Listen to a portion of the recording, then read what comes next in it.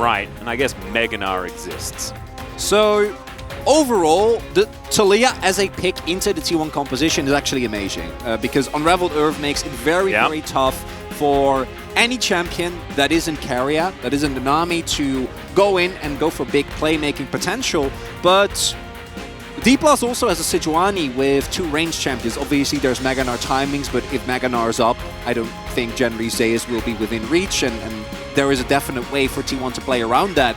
And while the team fighting power of the composition is strong, I do think that they are going to run into some issues in actually getting to the point where they can look for these. Give you one chance to go back on your prediction. Do you think that this is still a T1 victory, or after the draft, do you think the Dplus Kia have a chance? What do we reckon? I think Dplus have a chance, but I feel great about my prediction. Yeah, me too. Really like the T1 composition here. The only thing that is somewhat lackluster is your hard engage from a, like, really being able, something like a Vi or a Sejuani to just pull the trigger, but the re-engage is still amazing. If you can get an angle with Wukong at the enemy team, as soon as 6 is hit, Zeus is going to have windows when Meganar is down. And Canyon really doesn't want to give too much attention towards his top side of the map because he's playing with a Lush, or into a Lucian Nami with a Zeri bot side. So already started Raptors on his way down. And I expect that is a trend that we're going to see continue here. And then a lot of the pressure falls on Showmaker. If he can find Prio against Faker in mids and threaten roams to sides, then Dplus Kia do think I get a little bit more space, and maybe they can get to some of those spikes. But Faker has gone really lane-oriented, gone for... But as you can see, Faker is going to be able to put a fair bit towards this turret. It's unsealed spellbook, so never mind. The teleport is going to be able to come out as the flash was just used. And flash being down for Showmaker is still quite big, as Canyon going in again. Yeah, Gumayusi still doesn't have his flashback available, as there's the flash in from Canyon. I think this is going to be first blood, and Deft picks it up on the Zeri. About the best news for Dplus fans that you could get. Very nicely done there for Dplus Kia, able to pick up an early kill on their most important carry. And Canyon, his continued attention towards this bot side of the map really paying off. Yeah, nicely done. Certainly not end of the world or anything like that for T1, as they will be able to have an explosive mid-game with this comp. That T1 are certainly still going to hit a mid-game. But right now, we do actually see Showmaker is heading towards bot side to cover, so the answer for Guma is going to be relatively limited. Drake might be available here. There is good vision around for Dplus Kia, so Canyon at the very least going to pick this up. Showmaker going to protect the plates. Dive could come through here, but does look like Showmaker is aware of that. Obviously, vision on bot side getting cleared out, and there was no contest, so he will be playing it very, very safe. Yep, Def dashing forward does find a little bit of an extendo beam that doesn't extend onto Faker there, but not too much to worry about. Still, 2 plates will go over to T1. All right, final chapter comes through. Faker gonna flash, but immediately the Glacial Prison comes in, and Kellen picks up the 2nd kill for Dplus Kia, and they'll grab plates for it. The Rift Herald coming down as well. Dplus Kia, the explosive early games that we've been seeing, apparently works on T1 as well.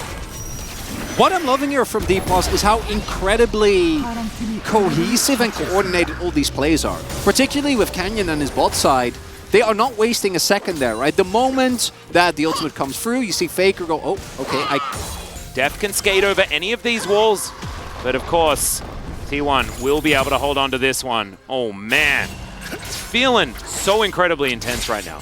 Yeah, if Owner isn't there, that bot lane is probably in dire straits, might get taken down. Canyon currently on double vision, and the bot side vision for T1 is pretty decent. All right. Oh boy. Yeah, trying to get this fight working, as in the meantime, a fight towards that bottom side as well. Glacial Prison comes in, and Canyon is thinking about just solo killing Owner. Showmaker comes around, and so it is going to be the Taliyah that grabs that one, as now Faker's getting turned on. Another Permafrost, is it going to come in? The answer's no. Seismic Shove misses, and Faker lives.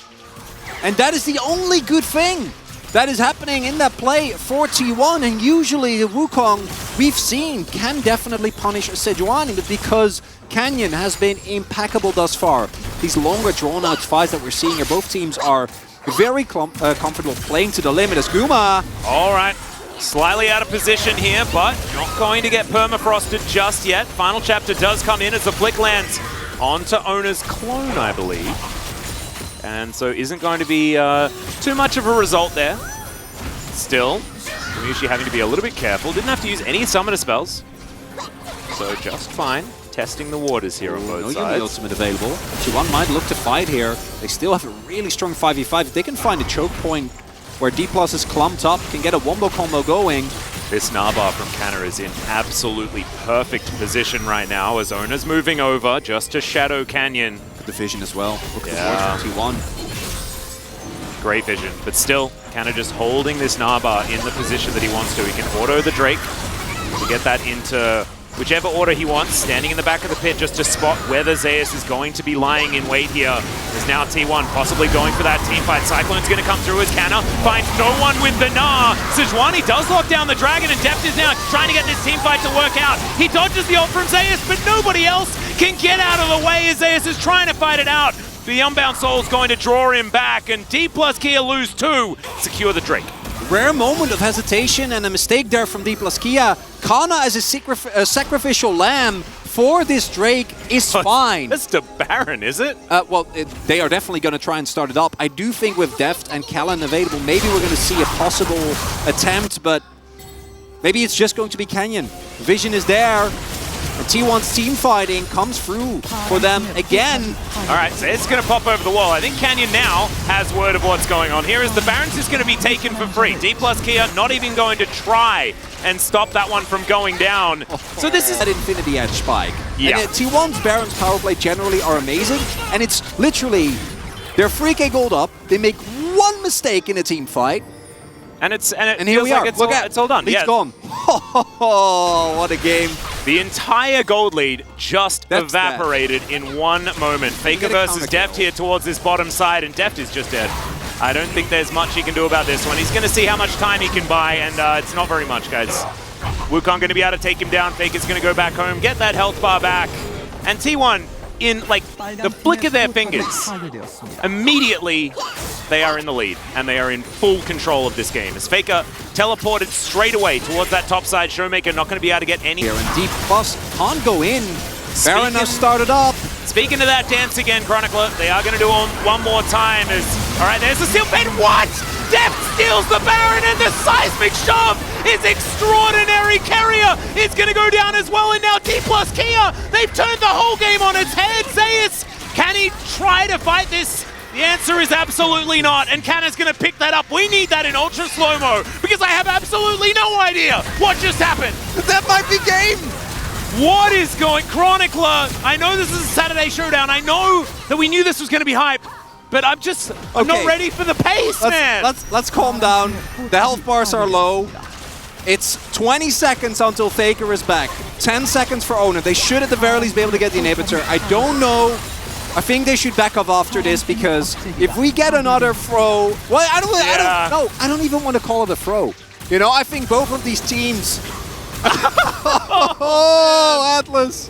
And how the pendulum swings, Chronicler, as we have 2 minutes on the Dplus Kia Baron buff. If you don't like T1, or at their worst, you don't deserve them at their best. This might be, unfortunately, because what they try to do here is a call where Zeus zones Canyon, but he's unable to. Yes. Flash to coordinate Smite with Extendo Beam. Yes.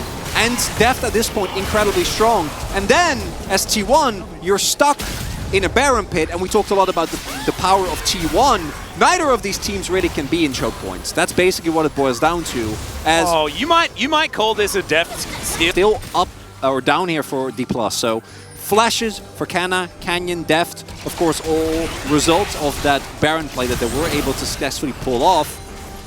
Everything outside of Zeus's flash is up for T1, so this is a moment for them to try and find a fight. And this really is going to all come down to execution. Like, there is no easy answer here, because you have 3 carries that need to be answered on the side of T1. You need to, at the very least, deal with 1, preferably 2, because if either Zeus, Faker, or Guma stays alive in the fight, they will clean up the fight.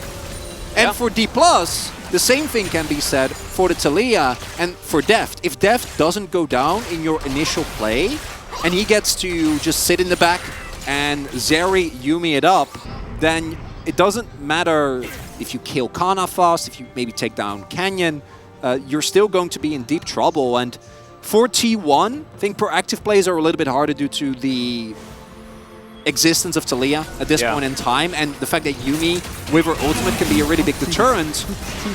So then it comes down to poke, right? Like, who gets a little bit more poke down? Is it Faker, who is also gone for the Royalize, so a lot of utility. Stopwatches across the board available as well, and I'm looking for flanks here, Chronicler. I'm looking from Zeus, at Zeus and Ona finding these angles that they have been able to... But what if Canyon? It might just be what if Sejuani flank angle that gets it in the end. Seismic Shot go wide as Canyon. He managed to find Faker. The tidal wave comes in. Faker goes golden. It's not over just yet as Ona is trying to pick it up. Speaking of picking it up, the ultimate to come through from the Yasuo almost works, but he is going to go down. Now Zeus has found his way in, but Deft is ripping them apart. The GA is now going to come down. Showmaker finds the flash, but not the seismic shove. And it's a double kill for the world champion AD carry. And Dplus Kia here in game number 1 may have just done it, Chronicler. This is why I love the LCK. We get another one of these. We might get another 2 of these. Please give me 2 more. Oh, maybe it's not even over yet. Yeah, we might need a Baron. We might need to also pick up a soul. Can they clear the wave here? That's the big question. All right, I think Dplus Kia are just going to look for the end. Faker, 15 seconds left to go, 30 on Zeus. I don't think I have the time. Canyon's pretty low. Kumiushi trying to get this one done, but it's not going to work. The final chapter is indeed the final one in this game, but not in this series. Dplus Kia will take game 1. Oh boy! Woo! The only thing we can definitively say after that game is, why isn't this a best of 5? Yeah, no, what we can definitively say is that was the best game we've had so far this year.